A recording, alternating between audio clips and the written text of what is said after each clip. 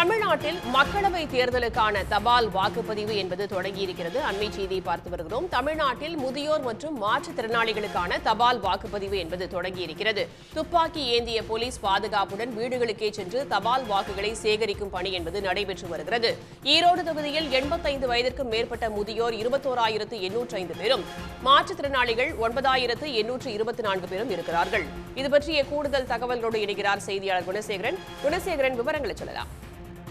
நிச்சயமாக வரும் 19ஆம் தேதி மக்களவை தேர்தல் என்பது ஒரே கட்டமாக தமிழகத்தில் நடைபெற இருக்கின்றது. இதற்கான ஏற்பாடுகளை தேர்தல் ஆணையம் மேற்கொண்டு வரக்கூடிய சூழ்நிலையில்தான் வாக்குச்சாவடிக்கு செல்ல முடியாத 85 வயதுக்கு மேற்பட்ட முதியோர்கள், மாற்றுத்திறனாளிகள், கொரோனா பாதிப்பு இருப்பதாக கருதப்படக்கூடியவர்கள் வீடுகளிலேயே தபால் வாக்குகளை செலுத்தலாம் என தேர்தல் ஆணையம் அறிவித்திருந்தது.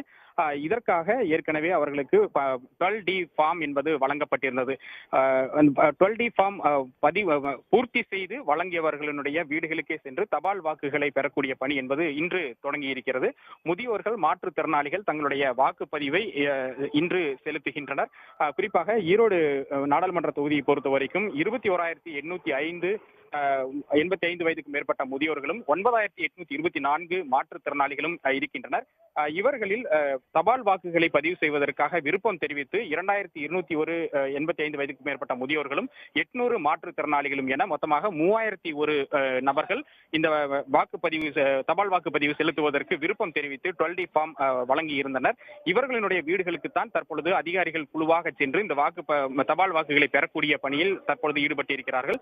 ஈரோடு தொகுதியை பொறுத்த வரைக்கும் இருக்கக்கூடிய 6 சட்டமன்ற தொகுதிகள் இருக்கின்றன. இதில் ஈரோடு கிழக்கு தொகுதியிலிருந்து ஒரு 3 பேர் கொண்ட குழுவினர் 3 குழுக்களாக தனித்தனியாக செல்கின்றனர். குறிப்பாக இதில் ஒரு மண்டல அலுவலர், வாக்கு சேகரிக்கும் அலுவலர், மைக்ரோ அப்சர்வர் என்று சொல்லக்கூடிய நுண் கண்காணிப்பு அலுவலர், ஒரு வீடியோகிராஃபர், வாக்குச்சாவடி நிலை அலுவலர் ஆகியோருடன் ஒரு ஆயுதம் ஏந்திய காவலர்கள் என ஒரு குழுவாக சென்று இவர்கள் வீடுகளுக்கு சென்று இந்த வாக்கு சேகரிக்கும் பணியில் ஈடுபட்டிருக்கிறார்கள். இன்று தொடங்கி இருக்கக்கூடிய இந்த பணியானது நாளை மற்றும் நாளை மறுதினம் என 3 நாட்களுக்கு தொடர்ச்சியாக நடைபெற இருக்கின்றது.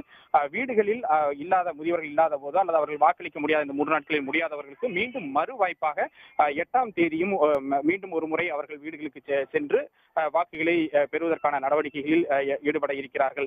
இந்த வீடுகளுக்கே சென்று இதுபோன்று முதியோர்கள் தபால் வாக்குகளை செலுத்தக்கூடிய பணி என்பது நாடாளுமன்ற தேர்தலில் தற்பொழுது இது முதன்முறையாக அமல்படுத்தப்பட்டிருக்கின்றது.